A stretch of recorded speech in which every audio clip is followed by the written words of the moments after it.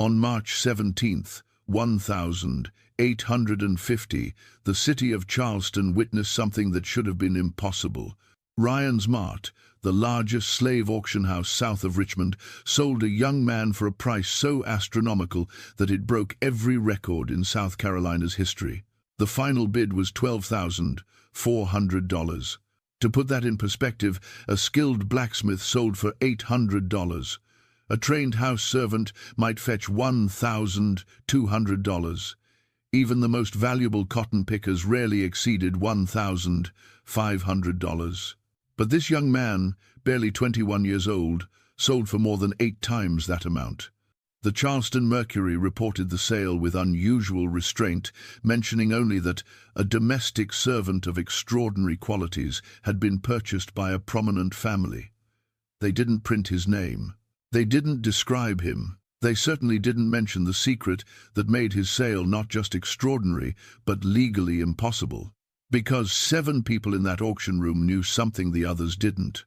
They knew that the young man standing on that platform, being examined like livestock, being bid on like property, couldn't legally be sold.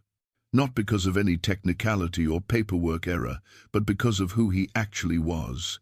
Within 6 months, 3 of those 7 witnesses would be dead. 2 would flee Charleston and never return.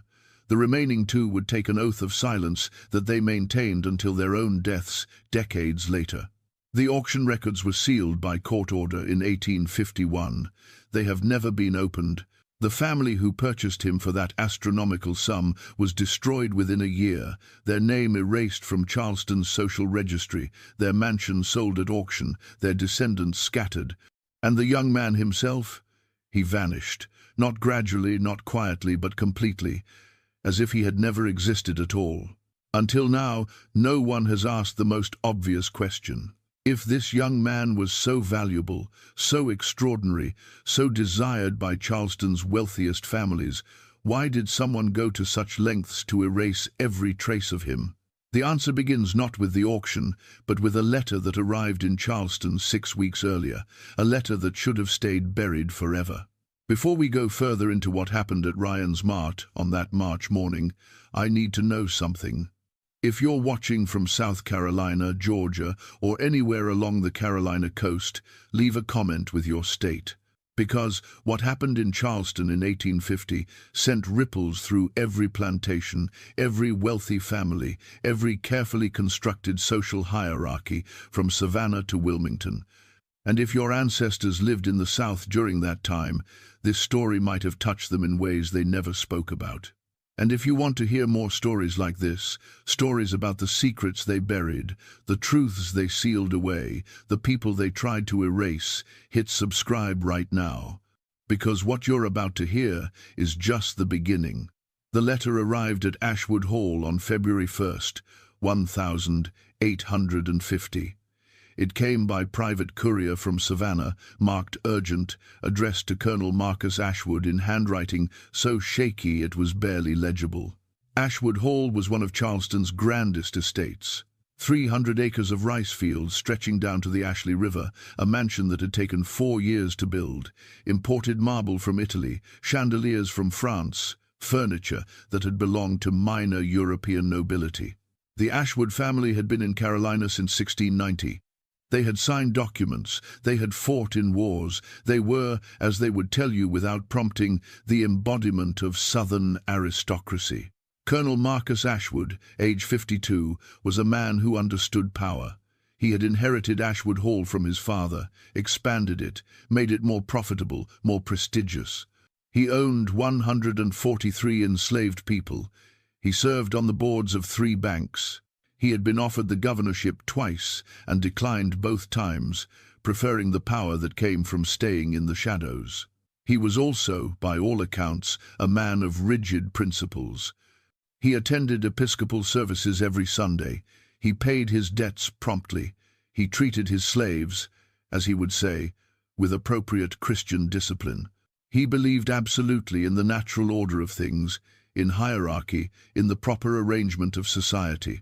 The letter he opened that February morning challenged every principle he held. It was from his younger brother, Robert. Robert Ashwood had always been the difficult one, the charming one, the one who couldn't quite settle into the responsibilities expected of him. While Marcus learned plantation management and cultivated political connections, Robert learned poetry, philosophy, and the art of disappointing everyone who cared about him. When their father died in 1825, he left everything to Marcus. Robert received a generous allowance with one condition, that he never embarrass the family name. Robert, then 22, took the money and left for Europe within the month. For 16 years, Marcus received occasional letters from Paris, Rome, London, cheerful descriptions of museums and theatres and intellectual salons. Marcus sent money when requested and considered it a fair price for Robert's absence. Then, in 1841, the letters stopped. For 9 years, Marcus heard nothing. He assumed Robert had died in some European city, probably in debt, probably alone. He didn't investigate. The allowance continued to be paid into a London bank account. As long as it was being withdrawn, Robert was presumably alive. That was enough. But the letter that arrived in February 1850 was different. The handwriting was Robert's, but transformed. What had once been flowing and elegant was now cramped and shaking. The paper was cheap. The seal was wax, but common wax, not the quality a gentleman would use. Marcus read it standing in his study, the morning sun coming through windows that overlooked his rice fields. Marcus, I am dying.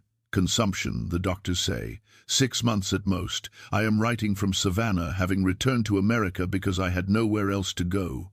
I need to tell you something I should have told you years ago. In 1842, I married. Her name was Catherine. She was from Charleston originally. We met in Paris, where she was working as a governess for an American family. We married in London and lived there for 7 years. Catherine died last year of fever. But before she died, we had a son. His name is Daniel. He is 21 years old. He has never been to America. He speaks English with a British accent. He has been educated at good schools. He reads Latin and Greek. He plays piano. He has absolutely no practical skills whatsoever, and I fear he would be hopeless at anything requiring physical labor. Marcus, Catherine was our cousin. Her maiden name was Catherine Ashwood. She was Uncle Thomas's daughter. Marcus stopped reading. His hands, usually so steady, began to shake. Uncle Thomas had been his father's younger brother. Thomas Ashwood had moved to Charleston in 1815, made a modest fortune in shipping, married a local woman named Sarah, and died in 1825, the same year as Marcus's father. Thomas's wife Sarah had died 2 years later of fever.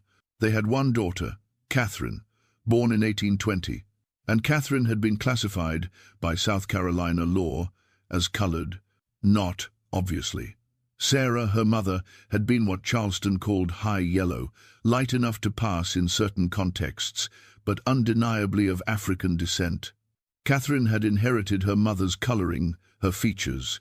She could pass for Mediterranean, perhaps Spanish or Italian, but not for purely white. When Thomas died, his will had freed Catherine and provided a small trust for her education. She'd left Charleston at 16, gone north, then apparently to Europe. Marcus hadn't thought about her in 20 years. But if Robert had married her, if they'd had a son, Marcus forced himself to keep reading. Daniel knows nothing of his mother's background.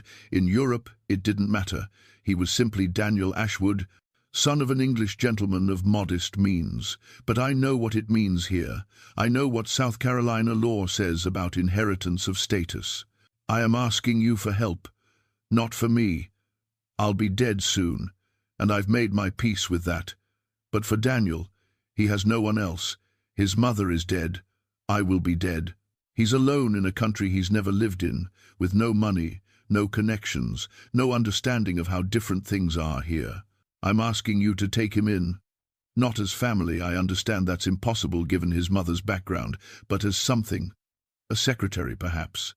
You always needed someone who could handle European correspondence. He's brilliant with languages and numbers. He would be useful to you. He's your nephew, Marcus. He's Ashwood blood, whatever the law says about the rest. I'm begging you, Robert." Marcus read the letter 3 times. Then he walked to the window and looked out at his fields, his perfectly ordered world, and felt something shift beneath him. His first impulse was to refuse, to write back and say that Robert's choices were his own problem, that Marcus had no obligation to a nephew he'd never met, especially one whose legal status was so catastrophically complicated. But Marcus was also a practical man, and as he stood there, an idea began forming. An idea that, had he examined it more closely, should have horrified him. Instead, it felt like opportunity. He sat down and wrote a reply. Brief, formal, but not unkind. Robert should bring Daniel to Charleston. Marcus would meet them at Ashwood Hall and determine appropriate arrangements. The young man should bring any documentation he possessed regarding his birth and education. Marcus signed it, sealed it, sent it express to Savannah. Then he sat in his study for a long time, thinking about value and bloodlines and the strange mathematics of Southern law. Daniel Ashwood arrived at Ashwood Hall on February 24th, 1850.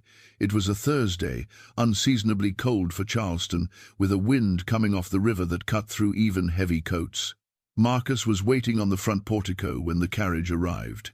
He'd sent it to collect Daniel from the boarding house in Savannah, where Robert had died 3 days earlier. Robert hadn't lived long enough to make the journey to Charleston. He'd passed in his sleep, peacefully, according to the boarding house owner, with Daniel sitting beside him. The carriage door opened, and Daniel Ashwood stepped out. Marcus felt his breath catch. The young man who stood before him was, without qualification, the most physically beautiful human being Marcus had ever seen. Not handsome in a conventional way, but beautiful in the way a sculpture is beautiful, in the way something perfectly proportioned and ideally formed is beautiful. He was tall, perhaps 6 feet, with a slender but well-proportioned build. His hair was dark, almost black, with a slight wave that caught the afternoon light. His eyes were an unusual shade, neither quite brown nor quite green, but something in between, amber-colored with flecks of gold. His features were absolutely symmetrical, with high cheekbones, a straight nose, and a mouth that seemed designed for portraits. His skin was the color of old ivory, pale but with a warmth to it that suggested something other than pure English ancestry. In London, he would have passed for Italian. In Charleston, anyone who looked carefully would see his mother's heritage in the texture of his hair, in the shape of his mouth, in something indefinable about his features. But the overall effect was striking. This was someone people would stare at, would remember, would talk about. Daniel descended from the carriage, carrying a single leather case. He wore a black suit, well-tailored but showing signs of wear, appropriate for mourning. His posture was excellent, his movements graceful. Everything about him suggested education and breeding. When he reached Marcus, he extended his hand. His voice, when he spoke, was cultured, with a distinct British accent. "Colonel Ashwood, I'm Daniel. Thank you for receiving me. I know this must be complicated." Marcus didn't take his hand. He was too busy calculating. Daniel looked white. More than white, he looked aristocratic. But his mother had been legally colored. Under South Carolina law, that made Daniel colored as well, regardless of his appearance or where he'd been born. Which meant Daniel, standing here in his expensive mourning clothes, speaking in his refined British accent, could legally be enslaved. The thought formed slowly, carefully, like ice crystallizing. If Daniel was colored by law, and if Marcus could establish ownership, then Daniel wasn't a nephew at all. He was property. Extraordinarily valuable property. "Come inside," Marcus said finally, his voice neutral. "We need to discuss your situation." Marcus led Daniel through the grand entrance hall of Ashwood Hall, past portraits of ancestors who had built this empire, through corridors lined with mahogany and silk, into his private study. The room was designed to intimidate. Floor-to-ceiling bookshelves, a massive desk made from Carolina black walnut. Windows overlooking the rice fields where 143 people worked in bondage. Daniel stood in the center of the room, still holding his leather case, waiting. "Sit," Marcus said, gesturing to a chair positioned deliberately lower than his own desk chair. Daniel sat. His posture remained perfect, his expression polite but guarded. He understood something was wrong. He just didn't yet understand what. "You have documentation?" Marcus asked. "Birth certificate, baptismal records, anything proving your identity?" "Yes, sir." Daniel opened his case and withdrew a leather portfolio. Inside were several documents, all carefully preserved. A birth certificate from London, 1829, listing his parents as Robert Ashwood and Catherine Ashwood, née Ashwood. A baptismal record from Street, Martin in the Fields. School certificates from 2 London academies. Letters of reference from 3 tutors. Marcus examined each document slowly, making notes in a small book. When he finished, he placed them on his desk. He didn't return them to Daniel. "These appear authentic," he said carefully. "I'll keep them here for safekeeping." Daniel's hands tightened on the arms of his chair. "I'd prefer to keep them with me, if you don't mind." "I do mind," Marcus said, his voice still pleasant. "You're a guest in my home. Your documents are safer in my desk than in whatever room you'll be staying in." It wasn't a request. Daniel, with no money and nowhere else to go, simply nodded. Marcus leaned back in his chair. "Daniel, I need you to understand something about your situation. Your father was my brother, and I promised him I would help you. But your mother's background creates certain legal complications." "My mother was your cousin," Daniel said quietly. "My father told me before he died. He said it might matter here in ways it didn't matter in England." "Your mother was colored," Marcus said bluntly. "Under South Carolina law, that classification passes to children, which means, legally speaking, you are colored as well." Daniel went very still. "I was born in London. I'm a British subject." "You're in South Carolina now," Marcus replied. "British law doesn't apply here. South Carolina law does. And South Carolina law is very clear about status inheritance." "What are you saying?" "I'm saying that your legal status here is ambiguous. You appear white. You were educated as white. But by blood and by law, you are colored. Without my protection, you would be vulnerable. There are men in Charleston who make their living challenging the status of people who look like you. They investigate, they find proof of colored ancestry, and they claim legal ownership. It's a profitable business." This was partially true. Such men did exist, but Marcus was exaggerating the danger, and he knew it. "So what do you propose?" Daniel asked, his voice carefully controlled. "I'm willing to offer you protection," Marcus said. "You can stay here at Ashwood Hall. You'll work as my private secretary. You clearly have the education for it. You'll handle my business correspondence, particularly anything involving European contacts. In exchange, you'll have food, shelter, and safety." "As what?" Daniel asked. "As your nephew? As an employee?" Marcus paused, choosing his words carefully. "As my property." The silence that followed was absolute. Daniel's face, which had remained composed through everything, went blank with shock. "You want me to pretend to be enslaved?" "Not pretend," Marcus said gently, as if explaining something to a child. "Under South Carolina law, given your mother's status, you can be legally enslaved.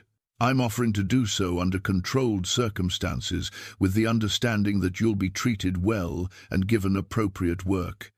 It's the safest arrangement for everyone." "Safe," Daniel repeated, the word hollow. "Think about your alternatives," Marcus continued. "You have no money. You know no one in America except me.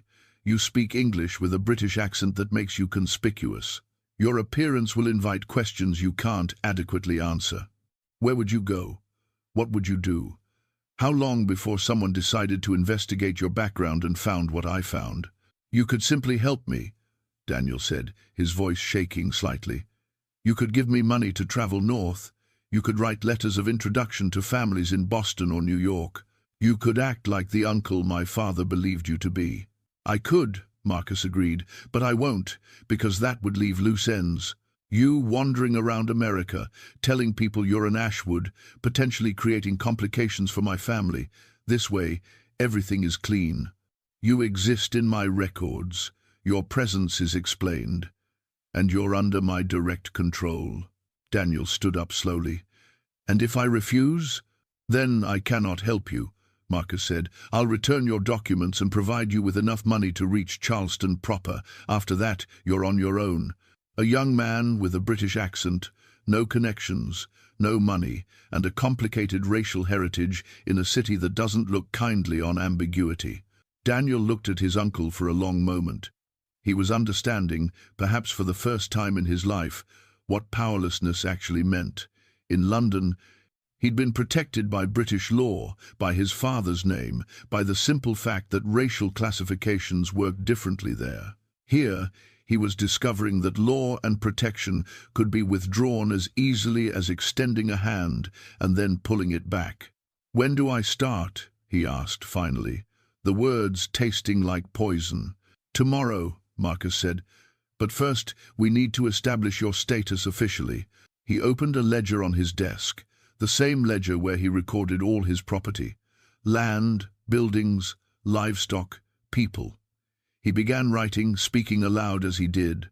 Acquired February 24th, 1850. One male, age 21. Name, Daniel. No surname.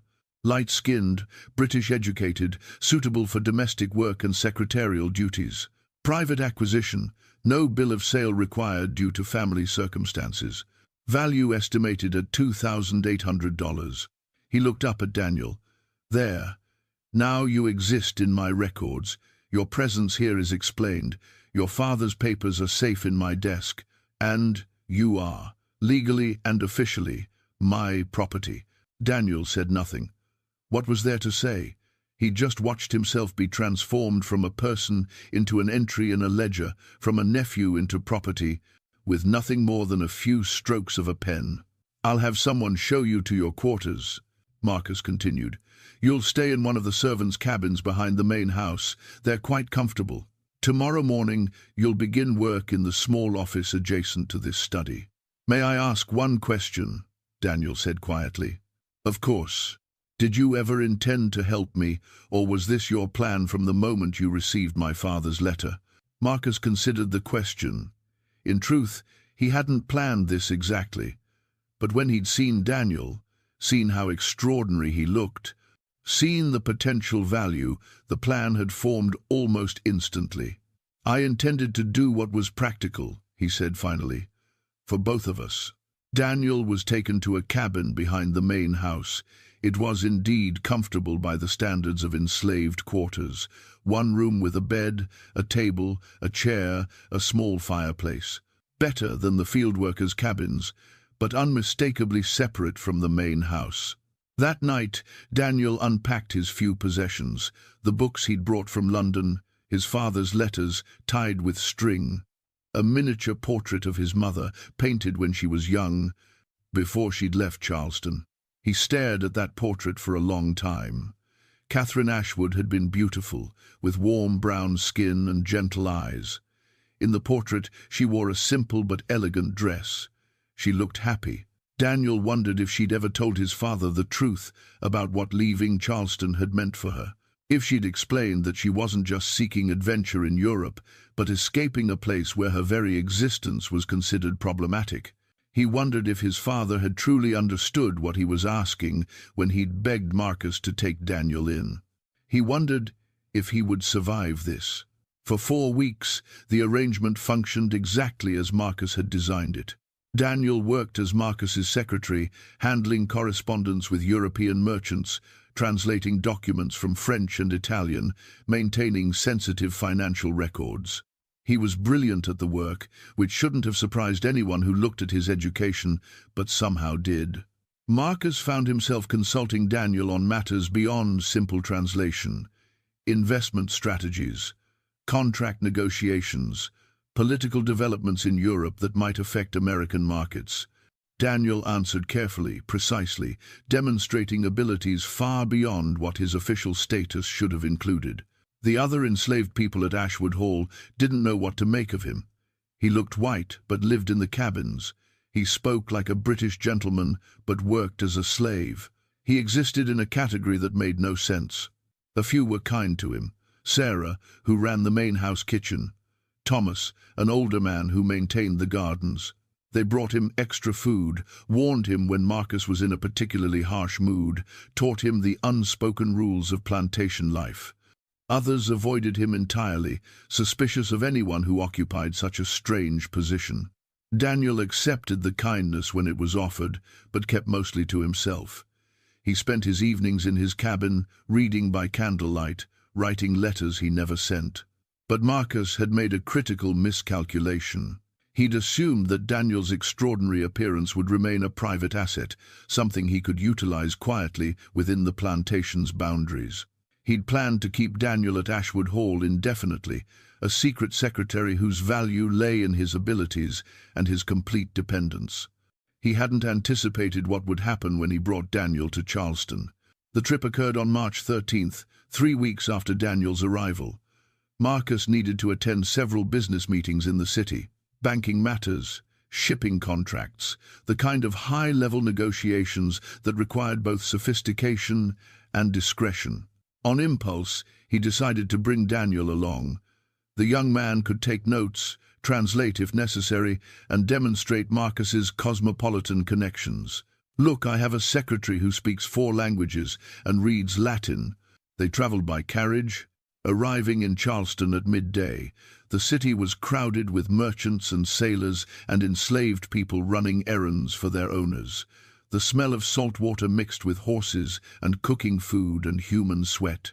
Marcus had 3 meetings scheduled, one at the Charleston Bank, one at a cotton merchant's office, one at the home of a shipping magnate named Whitmore.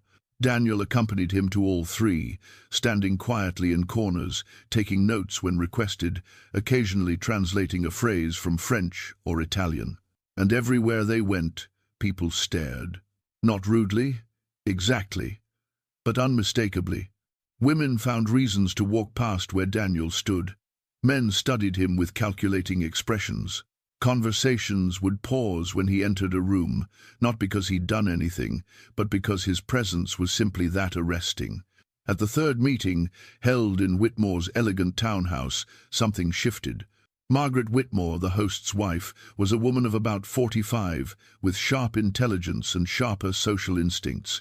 During a pause in her husband's conversation with Marcus, she approached and spoke in a low voice. "Colonel Ashwood, forgive my directness, but I must ask. That young man who accompanies you, he is your property?" Marcus, who had been expecting this question all day, nodded. "A recent acquisition. He serves as my secretary." "He's remarkable," she said bluntly. "I've never seen anyone quite like him. Where did you acquire him?" "A private arrangement," Marcus said vaguely. "Family circumstances." "Would you consider offers?" Another woman interjected. This was Eleanor Hayes, a wealthy widow who owned 6 properties in Charleston and was known for maintaining an extensive household of light-skinned servants. "I would pay handsomely for someone of his qualities," she continued, "extremely handsomely." Marcus demurred, saying Daniel was too useful to part with, but the question lodged itself in his mind like a hook. All the way back to Ashwood Hall that evening, he thought about it. How much would someone pay for Daniel? Not just for his skills, but for the sheer spectacle of owning him. That night, after Daniel had returned to his cabin, Marcus sat in his study and did calculations. He'd recorded Daniel's value at $2,800, which was already high for a domestic servant. But based on today's reactions, he could sell Daniel for much more. Perhaps $4,000, perhaps $5,000, perhaps even more. The more he thought about it, the more sense it made. Daniel's presence at Ashwood Hall was becoming complicated. The young man was too distinctive, too memorable. Other enslaved people were uncomfortable around him. Visitors asked too many questions. Better to sell him publicly, in a venue where his extraordinary value would be obvious and documented, where the sale would be legal and unquestionable. Ryan's Mart conducted auctions every Saturday. They were professional, well-attended events. Selling Daniel there would be not just profitable, but prestigious. On March 14th, he began making arrangements. Daniel learned about the sale on March 15th, a Friday evening. He was in his cabin reading by candlelight when Marcus arrived with 2 overseers. The presence of 3 men told Daniel immediately that something had changed. "I've decided to sell you," Marcus said without preamble. "There's an auction at Ryan's Mart tomorrow. You'll be presented there." The book fell from Daniel's hands. "You gave me your word," he said, his voice barely above a whisper. "You said this arrangement was for my protection, that I would be safe here." "And you have been safe," Marcus replied smoothly. "But circumstances change. I've received inquiries from several prominent Charleston families. They're willing to pay extraordinary sums for someone of your qualities. You'll be far more comfortable in a city household than here. Access to culture, society, libraries. It's actually an improvement." "I'm not property to be sold," Daniel said, his voice shaking. "I'm your nephew. I'm your brother's son. I have documentation proving I was born free in London." "You have documentation that I'm safeguarding," Marcus corrected, "and you're forgetting that your situation is more complex than simple paperwork. Your mother's status determines your own. South Carolina law is very clear about this." "My mother was free," Daniel said desperately. "Your uncle freed her in his will. I can prove it." "Your mother was colored," Marcus said flatly. "Whatever your uncle's will said, that doesn't change what she was. And in South Carolina, that means you inherit her status. I'm actually protecting you by maintaining clear ownership. Otherwise, someone else could challenge your status and claim you. At least this way, you'll belong to a respectable family." It was the same twisted logic from before, but now sharpened into a weapon. "Please," Daniel said, and he hated how the word sounded, hated the desperation in his own voice. "Please don't do this. My father trusted you. He believed you would protect me." "And I have protected you," Marcus said. "I've given you shelter, food, appropriate work. But this arrangement has run its course. You're too distinctive, too memorable. People ask too many questions. It's time for you to move to a household where your qualities will be properly appreciated. By being sold like livestock. By being sold to people who will value you," Marcus said. "Now, you have 2 choices. You can cooperate with these arrangements, present yourself well tomorrow, and likely secure placement with a good family. Or you can resist, in which case you'll be restrained, transported by force, and presented in whatever condition we can manage. The choice is yours." Daniel looked at the 3 men standing in his small cabin. He understood that resistance was pointless. He was one person against an entire system designed to break people like him. "I'll cooperate," he said finally. "Good," Marcus said. "We leave at dawn. I suggest you rest and prepare yourself. This sale will determine your future. I recommend you make a good impression." They left, locking the cabin door from the outside.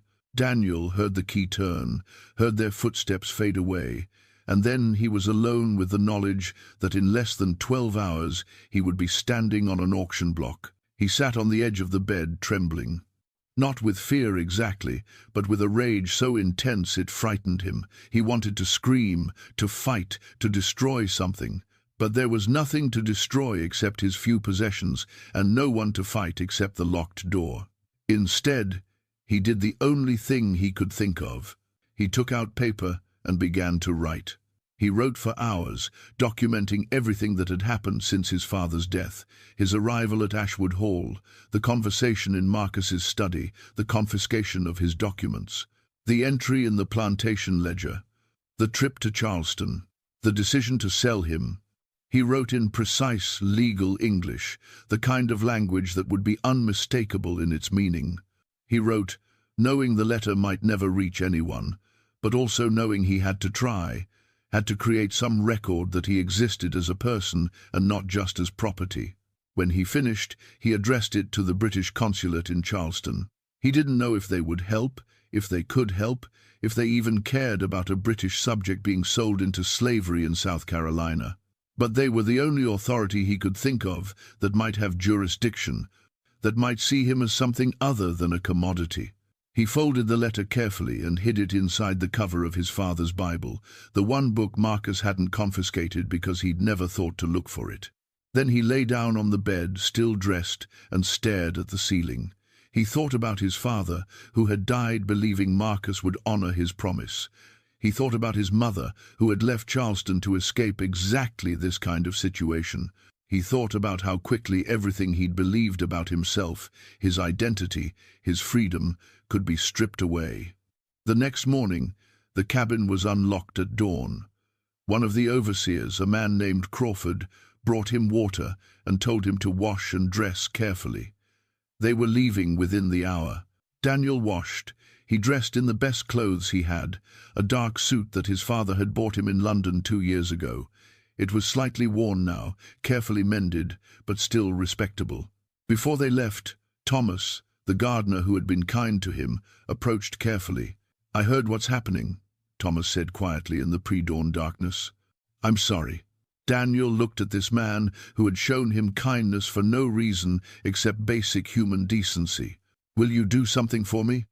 Daniel asked, keeping his voice low. "If I can." Daniel retrieved the letter from his cabin and pressed it into Thomas's hands. "After the auction. Not before, after. Take this to the British consulate on Meeting Street. Give it to anyone there and tell them it's urgent. Can you do that?" Thomas looked at the letter, then at Daniel. "You think it will help?" "I don't know," Daniel admitted. "Probably not. But I have to try something." Thomas nodded and tucked the letter inside his shirt. "I'll do it. Tomorrow morning." "Why are you helping me?" Daniel asked. Thomas smiled, but it was a sad smile, full of understanding that went beyond words. "Because maybe someday someone will help me, and even if they don't, at least I'll know I tried to be decent when I had the chance." They arrived at Ryan's Mart at 9 in the morning. The building was located on Chalmers Street, a large brick structure with a courtyard in the center. The courtyard was where the auctions were held, under a covered arcade that protected buyers from sun and rain while leaving the auction block itself exposed. By 9:30, the courtyard was already crowded. Charleston's elite came to these auctions like they attended theater performances or social gatherings. It was entertainment. It was business. It was a display of wealth and taste. Daniel was taken to a holding room on the ground floor. The room was bare except for benches along the walls. 6 other people were there, all of them scheduled for sale that morning. A young woman with a baby, 2 men who looked like field workers, a teenager who kept his eyes on the floor. They all stared at Daniel when he entered. He looked so different from them, so clearly out of place that they didn't even know how to categorize him. Daniel sat on a bench and waited. He could hear the auction beginning in the courtyard. The auctioneer's voice, rhythmic and practiced, the murmur of the crowd, the occasional burst of applause when a particularly high bid was accepted. At 10:30, Crawford came to get him. "You're next," he said. "Remember what Colonel Ashwood said. Cooperate. Present yourself well." Daniel stood. His legs felt unsteady, but he forced them to move. He followed Crawford through a door, down a short corridor, and then out into the bright morning sunlight of the courtyard. The crowd was larger than he'd expected, perhaps 200 people, men in fine suits, women in elaborate dresses, slave traders with calculating eyes, curious onlookers who came to these events for the spectacle. The auction block was a raised wooden platform in the center of the courtyard, simple, functional, stained dark from years of use. The auctioneer, a professional named Henry Ryan, who owned the establishment, stood at a podium beside the block. He was a man in his 50s with a commanding presence and a voice that carried across the courtyard without effort. When Daniel emerged from the corridor, the effect on the crowd was instant and electric. Conversations stopped mid-sentence. Women turned and stared openly. Men leaned forward, assessing, The energy in the courtyard shifted, became charged with something Daniel couldn't quite name, but recognized instinctually as dangerous.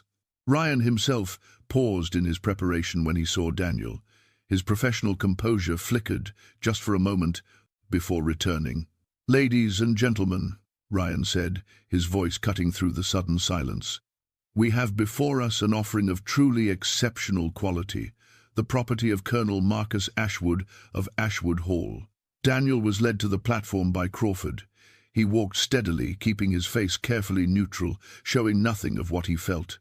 When he reached the center of the wooden platform, he stood perfectly still, his hands at his sides, his eyes focused on some distant point beyond the crowd. The morning sunlight caught his features, made his amber eyes luminous, emphasized the aristocratic perfection of his face. In that moment, Daniel understood exactly what he looked like to these people, not a person, not even really property in the conventional sense, but something rare and valuable, like a painting or a jewel or an exotic animal. Ryan began the description, his voice practiced and smooth. Age 21 years. British educated, fluent in English, French, Italian and Latin, literate in all languages, experienced in secretarial work, correspondence, bookkeeping, of exceptional temperament and appearance, suitable for only the finest households. Health certified excellent, minimum bid set at $3,000. The bidding started immediately. A man in the front row raised his hand. $3,500. Before Ryan could acknowledge it, someone else called out, $4,000. Then $4,500. The crowd was energized now, feeding off its own momentum. This wasn't just a purchase, it was a competition. It was a public display of wealth and status. To own Daniel would be to own something remarkable, something that elevated the buyer simply by association. $5,000. A woman's voice rang out. Eleanor Hayes, the wealthy widow Daniel had seen at the Whitmore house. $5,500, counted a merchant named Patrick Grimsley. Marcus stood to the side of the courtyard, watching the bidding escalate, and felt vindicated. He'd been right. Daniel was extraordinarily valuable, and this sale would be remembered for years. The bidding continued. $6,000, $6,500, $7,000. With each increase, the crowd grew more animated, more invested. This was theater, spectacle, a public performance of power. At $8,000, most of the bidders dropped out. At $9,000, only Eleanor Hayes and a Charleston banker named Rutledge remained. $9,500, Hayes said firmly. $10,000, Rutledge countered immediately. The crowd gasped. $10,000 for a single slave was almost unheard of, but the bidding wasn't finished. $10,500, Hayes said, her voice steady but her face flushed. $11,000. Rutledge responded without hesitation. $12,000, Hayes said, and her voice cut through the courtyard like a blade. Complete silence followed. $12,000 was insane. It was more than most people earned in 5 years of labor. It was more than some plantations were worth. Ryan looked at Rutledge. "Sir, do you counter?" Rutledge hesitated. He had money, significant money, but $12,000 for one slave, no matter how extraordinary, was madness. Before he could answer, Daniel spoke. 4 words in clear, precise English that carried across the silent courtyard. "I am a British subject." The effect was instantaneous. Several people gasped audibly. Others looked confused. Had they heard correctly? Had a slave just spoken from the auction block? Marcus's face went white, then flushed dark red. Crawford moved toward the platform, but Ryan held up his hand, stopping him. The auctioneer looked genuinely uncertain for the first time in his career. "Silence," Ryan said sharply. "You are not permitted to speak." Daniel turned his amber eyes directly on the auctioneer. When he spoke again, his voice was clearer, stronger, carrying perfect British pronunciation across the hushed courtyard. "My name is Daniel Ashwood. I am a British subject, born in London in 1829. I am the son of Robert Ashwood and the nephew of Colonel Marcus Ashwood. I arrived in Charleston 6 weeks ago at my father's request following his death. Upon my arrival, Colonel Ashwood confiscated my legal documentation and fraudulently entered me into his plantation records as a slave. I was born free. I have lived free my entire life. Under British law, I cannot be legally enslaved. This sale is fraudulent, and everyone participating in it is complicit in an illegal act. The silence that followed was absolute. For perhaps 5 seconds no one moved, no one breathed. The courtyard might have been frozen in time. Then chaos erupted. Marcus lunged toward the platform, shouting that Daniel was delusional, that he was the son of a mixed-race woman and had been educated as an indulgence, but remained legally enslaved. Ryan stepped back from the podium, clearly calculating his own liability. Several men in the crowd began arguing loudly, some insisting the sale should be stopped immediately, others maintaining that a slave's testimony was worthless. Eleanor Hayes had gone very pale and was speaking urgently to a man beside her who appeared to be her lawyer. In the middle of this chaos, something remarkable happened. A tall man in formal clothing pushed through the crowd to the platform. He identified himself in a crisp British accent as James Whitfield, representative of the British consulate in Charleston. His voice cut through the noise. The British consulate has received documentation regarding Mr. Daniel Ashwood.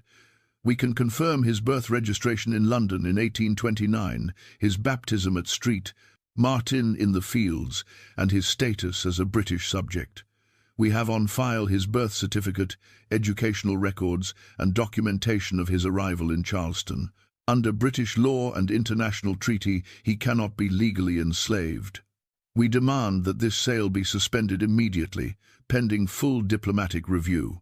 The effect was explosive. Ryan looked at Marcus, then at Daniel, then at Whitfield. He was calculating rapidly. If Daniel was truly a British subject and this sale proceeded, everyone involved could face diplomatic consequences, potential legal action, international scandal. But if Daniel wasn't a British subject and the sale was stopped, Marcus and the bidders would have grounds for significant complaints. Marcus, recovering from his shock, produced papers from his jacket. "These are forgeries," he shouted. "This young man is the son of one of my slaves. He has been fed lies about his parentage. I have documentation proving his mother was enslaved at Ashwood Hall. I intended to sell him to a good family where he might be disabused of these delusions." He had prepared for this, Daniel realized. Marcus had known there was a chance Daniel might speak up, might claim freedom, and had prepared a counter-narrative. But Whitfield wasn't finished. He produced a document from his jacket. "We also have a letter," he said clearly, "written by Mr. Daniel Ashwood and delivered to our consulate this morning by a witness. It details the circumstances of his arrival in Charleston, the confiscation of his papers, and his fraudulent enslavement. The letter demonstrates knowledge of British society, British law, and British customs consistent with his claimed background. We have forwarded copies to the Governor of South Carolina and to Washington. This matter is now under official review at the highest levels." Marcus went absolutely still. A letter. How had Daniel managed to send a letter? But the implications were clear. If British diplomatic authorities were involved, if the governor's office was involved, the auction couldn't proceed regardless of Daniel's legal status. Even if Marcus was right and Daniel could be legally enslaved, doing so now while under international scrutiny would invite consequences that could destroy everything Marcus had built. Ryan made the only decision he could. He struck his gavel twice, the sharp sound cutting through the confused noise. "This auction is suspended pending legal and diplomatic review. The individual in question will be removed from the block and held in neutral custody until the matter is resolved. All bids are hereby voided. This sale will not proceed today." 2 Charleston constables, who had apparently accompanied Whitfield, stepped forward. They didn't shackle Daniel, which was significant. They weren't certain he was enslaved, which meant they had to treat him as potentially free. They simply escorted him off the platform and toward a side exit, away from the crowd. As Daniel passed Marcus, their eyes met. His uncle's expression was complicated, rage, certainly, but also something that might have been respect, or perhaps just recognition that he had underestimated his opponent. Daniel said nothing. There was nothing to say. Everything that needed to be said had been spoken in front of 200 witnesses in the courtyard of Ryan's Mart. Daniel was taken to a secure room in the Charleston City Hall, a building that housed both government offices and holding cells for complicated legal cases. The room was neither a cell nor a guest room, something carefully in between, reflecting his ambiguous status. He had a bed, a chair, a small table, a window with bars. He was locked in but not chained. He was guarded but not treated as a criminal. For 5 days, he waited while lawyers and diplomats and officials examined documents, took testimony, and tried to unravel the legal knot he and Marcus had created. During those 5 days, several things happened that would determine not just Daniel's fate, but the fate of everyone involved in what was already being called the Ryan's Mart incident. First, the British consulate confirmed that all of Daniel's documents were authentic. There was indeed a birth record in London for Daniel Ashwood, son of Robert Ashwood and Catherine Ashwood, registered as a legitimate birth.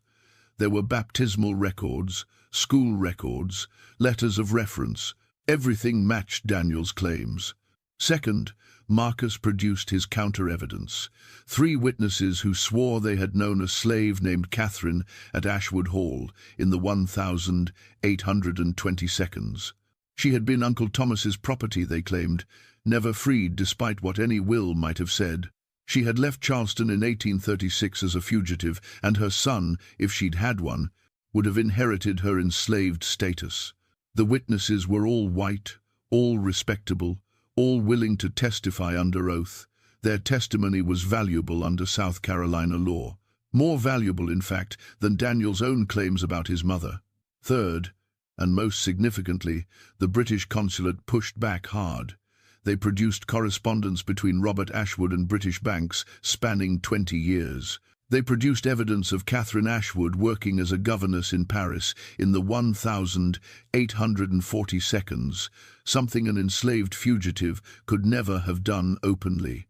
They produced witnesses from London who remembered Daniel as a child, who could testify to his free upbringing. And they made it clear that if Daniel was sold into slavery, if his claims were dismissed, it would create a diplomatic incident that South Carolina could not afford. Britain was watching. Britain cared. And Britain had the power to make South Carolina's international trade very, very complicated. On March 22nd, Judge Harrison Pemberton, a man known for careful deliberation and a certain sympathy toward preserving South Carolina's relationship with British commerce, issued his ruling. It was a masterpiece of legal complexity that essentially resolved everything while satisfying no one. The ruling stated, Daniel Ashwood's legal status cannot be definitively determined from the available evidence within South Carolina's jurisdiction. The documentation suggests he was born free in London. The testimony suggests his mother may have been enslaved. Without the testimony of Catherine Ashwood herself, or without more substantial documentation proving her status at the time of Daniel's birth in London, no conclusive determination can be made under South Carolina law. However, the involvement of British diplomatic authorities and the existence of substantial documentation supporting Daniel Ashwood's claims of British citizenship create a legal situation that transcends state authority. Under international treaty obligations and in the interest of maintaining diplomatic relations, this court cannot permit the sale or continued detention of an individual who may be a British subject. Therefore, the attempted sale is declared void and fraudulent. Colonel Marcus Ashwood is prohibited from claiming Daniel Ashwood as property. Daniel Ashwood is hereby released from custody and declared free to leave South Carolina, with the strong recommendation that he do so immediately. However, this ruling should not be interpreted as a definitive determination of status under South Carolina law for any other individuals, nor should it be cited as precedent. This is a unique case involving international jurisdiction, and the resolution reflects diplomatic necessity rather than a judgment on the merits of enslavement law generally. It was a political ruling, not a legal one. It freed Daniel without actually establishing that he had been wrongly enslaved. It protected Marcus from criminal charges while prohibiting him from pursuing the matter further. It satisfied British diplomatic concerns while preserving South Carolina's legal framework intact. Everyone could claim some version of victory. No one was entirely satisfied.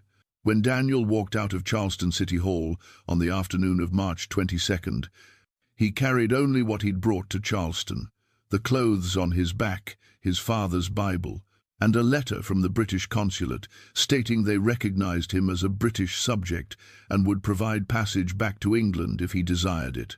His documents, confiscated by Marcus 6 weeks earlier, had been returned to him that morning by a lawyer. No explanation, no apology, just a leather portfolio handed over with bureaucratic indifference. Daniel stood on the street outside City Hall and looked at Charleston around him, this strange, beautiful, terrible city, where he had been bought and sold and freed within the span of 8 days, where he had learned exactly how fragile freedom actually was. He had nowhere to go. He knew no one except Marcus, and returning to Ashwood Hall was impossible. He had approximately $15 that the British consulate had advanced him. Enough for a few nights' lodging and meals, but not enough for passage anywhere. But he was free, legally, officially, documentedly free, and that was something. What happened next is where history becomes murky, where documentation thins and story takes over. Some accounts say Daniel left Charleston that very day, booking passage on a merchant ship to Boston within hours of his release. Others say he remained in the city for several weeks, quietly working as a tutor under his real name, rebuilding enough money to leave properly. A notice appeared in a Boston newspaper in May 1850 advertising the services of D. Ashwood, British-educated tutor, specializing in classical languages and European literature. It may have been him. It may have been coincidence. A letter arrived at the British consulate in Charleston in August 1850, signed only as D.A., thanking them for their intervention and stating that the writer was well, free, and beginning again in a place where his appearance attracted no particular attention.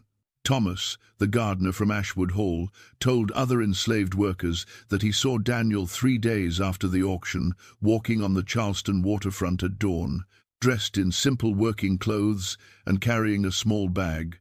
Thomas said he called out to him, and Daniel turned, smiled, put a finger to his lips, and kept walking toward where the northern ships docked.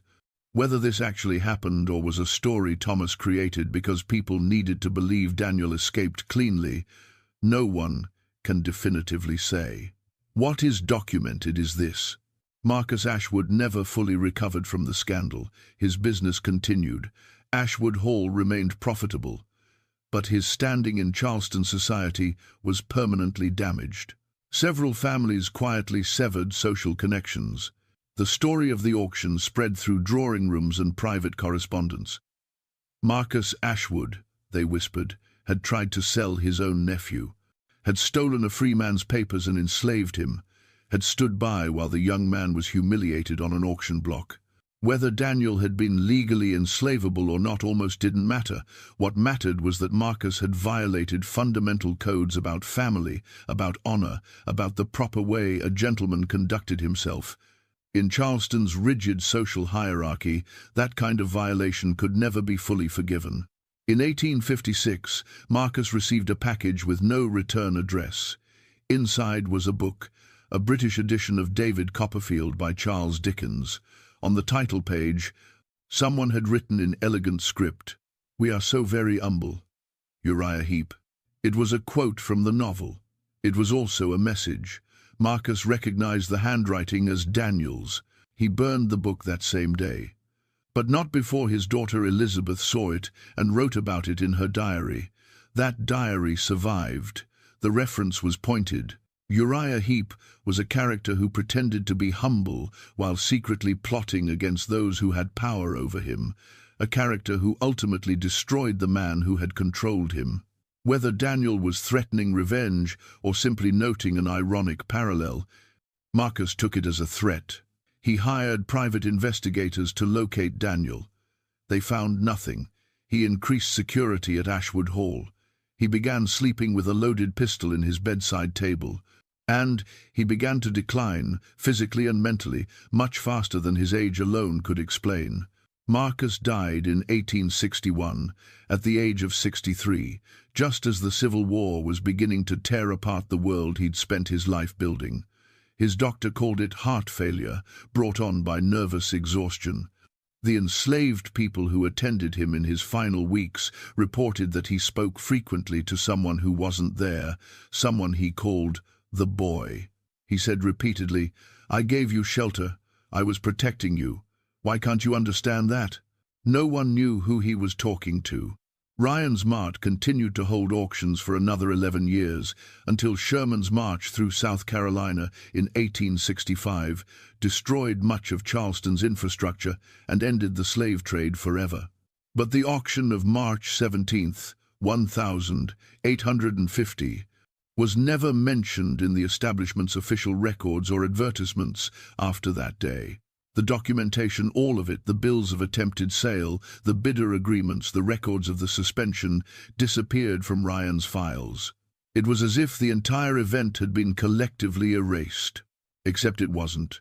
The story persisted, told and retold in Charleston households, mentioned in private letters, occasionally surfacing in legal discussions about status, determination, and the rights of people with complicated ancestry.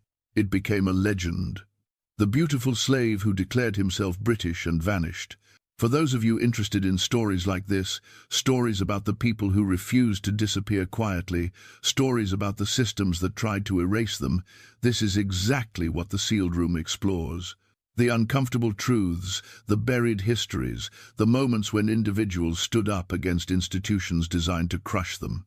Now, here's what makes Daniel's story genuinely fascinating and genuinely disturbing.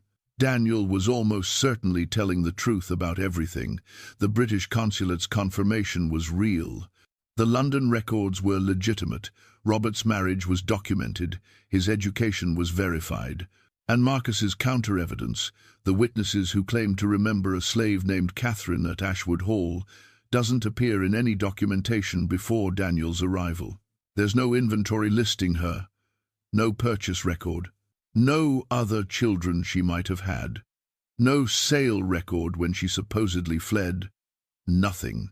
She appears only in Marcus's testimony and the testimony of his witnesses.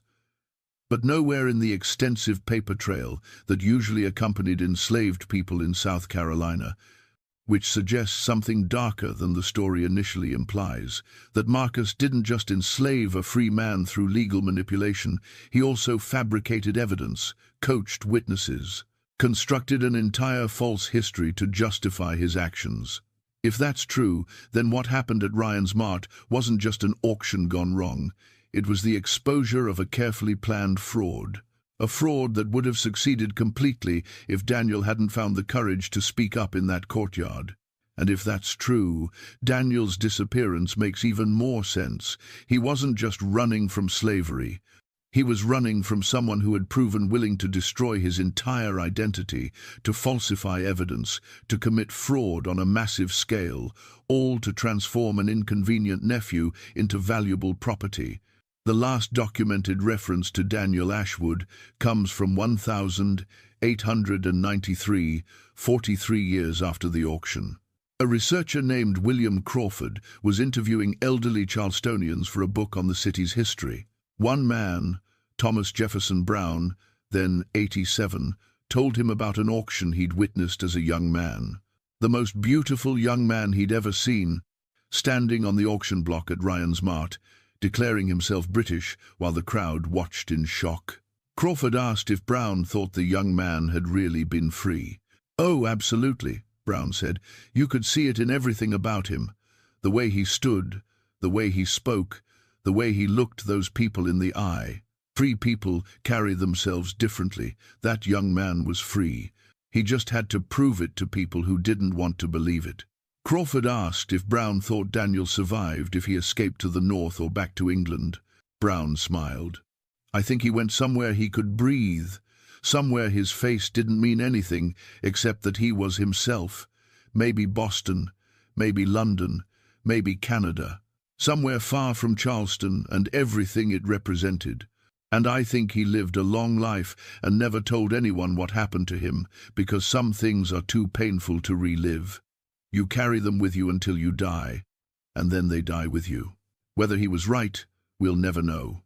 But the fact that South Carolina sealed certain records related to the case in 1851, and those records remain sealed to this day, suggests that someone, somewhere, thought the full truth was too dangerous to make public. Those records remain classified. Several historians have petitioned for access over the past 170 years. Every petition has been denied. The official reason is always the same: privacy concerns regarding status determinations and family lineage of potentially living descendants. But Daniel would have been born in 1829. Anyone who could be his direct descendant would now be several generations removed. Privacy concerns typically don't extend that far, which suggests the real reason the records remain sealed is different. Maybe they contain proof that Marcus committed fraud, suborned perjury, and engaged in systematic document falsification. Maybe they reveal complicity by other prominent families who knew what Marcus was doing and said nothing. Maybe they document other similar cases, other people who were fraudulently enslaved and never freed. Or maybe the records contain evidence of where Daniel went, what name he used, where he settled, how he lived the rest of his life. Maybe somewhere in those sealed documents is the answer everyone wants to know. Did he make it? Did he really escape? Did he build a new life somewhere, becoming someone else entirely? The evidence we have suggests he did. The letter to the consulate in 1850, the book sent to Marcus in 1856, the complete absence of any record of Daniel being recaptured or re-enslaved, the silence where there should have been noise if Marcus had found him. All of it points toward escape, survival, reinvention. Maybe Thomas Brown was right. Maybe Daniel went somewhere he could breathe, Montreal or London or Boston or New York, and simply started over. Maybe he became a tutor, or a translator, or a clerk, or anything else that would allow him to use his education while avoiding scrutiny. Maybe he married, had children, grew old, and died without ever telling anyone about the 8 days in March 1850 when he'd been neither fully enslaved nor fully free, when his entire existence had hung in balance while strangers debated his humanity. If that's true, then somewhere in the records of Montreal or London or Boston or New York, there might be a death certificate for a man with a British name, born around 1829, occupation listed as teacher or clerk, with no other notable details. And if someone found that certificate and traced it back, they might discover it belonged to Daniel Ashwood, who was sold in Charleston and declared himself free and then vanished into history. But maybe that's not the right question. Maybe the question isn't whether Daniel escaped, or where he went, or what happened to him afterward. Maybe the question is why we need to know. Why this story, out of thousands of similar stories from that era, has persisted. Why people still search for Daniel Ashwood in old records and census documents and shipping manifests. I think it's because his story does something rare. It shows someone refusing to disappear. Most people in his situation simply vanished from history, swallowed by a system designed to erase them. Their names were changed, their identities were stripped, their stories were lost. But Daniel didn't vanish silently. He stood on that auction block and said his own name. He claimed his identity in front of 200 witnesses. He forced the system to acknowledge him, even if it couldn't quite figure out how to categorize him. And then, yes, he disappeared. But he disappeared on his own terms, after making absolutely certain that everyone knew exactly who he was. That's not erasure, that's transformation. That's choosing to become invisible rather than being forced into invisibility. There's a profound difference. This story shows us something important about identity, freedom, and the terrible fragility of both. In a world where your status as a human being could be determined by ancestry, by the color of your skin, by the cruelty or kindness of your relatives, Daniel Ashwood should never have been on that auction block.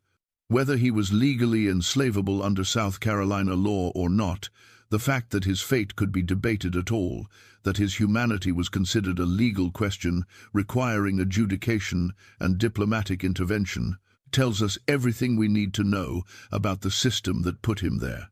But it also shows us something about resistance, about refusing to accept other people's definitions of who you are, about the power of simply saying your own name when everyone else wants to rename you, redefine you, reduce you to property. Daniel stood on that wooden platform and said, "I am a British subject," knowing it might destroy him, knowing it might lead to even worse consequences than silent compliance. And whether or not those words changed his immediate circumstances, they changed the story. They transformed him from a passive victim into an active participant in his own fate. And maybe that's why we're still telling this story 175 years later. Because in the end, Daniel won. Not in court, not in any complete legal sense, but in the only way that really matters. He refused to be forgotten. He made sure that anyone who tried to erase him would have to work very hard to do it. And he left enough traces, the letter, the book, the testimony, the sealed records, that we can still find him if we look. So what do you think? Do you believe Daniel was telling the truth about his birth? Do you think Marcus fabricated evidence, or did he genuinely believe Catherine had been enslaved? Do you think Daniel escaped cleanly, or is there more to the story that we don't know? And why would South Carolina keep those records sealed for 175 years if there wasn't something explosive in them? Something that still matters even now? Leave your comment below. Tell me what you think happened to Daniel Ashwood. Tell me if you think the sealed records should be opened. Tell me if you've ever heard family stories about similar cases, about people who felt